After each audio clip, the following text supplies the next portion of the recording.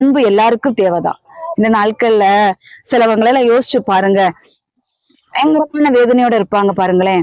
யாராவது ஏதாவது அவங்கள அவமானமா பேசி இருப்பாங்க. ஏதாவது ஒரு காரியம், ஏதாவது ஒரு சூழ்நிலைகள், கடன் பிரச்சனைகள்னால வேதனையோடு இருப்பாங்க. மனைவி சரியில்லைன்னு ரொம்ப கவலையோட, கணவன் சரியில்லைன்னு ரொம்ப கவலையோட இருப்பாங்க. பிள்ளைங்க நடத்தைகள் சரியில்லைன்னு பெற்றோர்கள் ரொம்ப கவலையா இருப்பாங்க.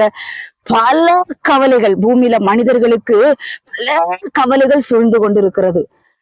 அவர்களுக்கு ஆறுதலான வார்த்தைகளை கேட்கும் பொழுது அப்படியே காத்துல ரெக்கை கட்டி பறக்கிற மாதிரி இருக்கும். அது எப்போ அந்த மெசேஜ் கேட்கறது வரைக்கும் தான். அதுக்கு பிறகு அந்த ஆறுதல் எங்கே போகும்? யோசிச்சு பாருங்களேன்.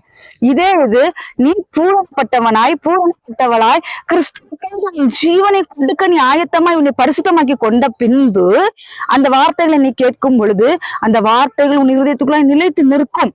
இல்லாத வச்சு காத்துல பறந்து போகக்கூடிய வார்த்தைகளாதான் இருக்கும்.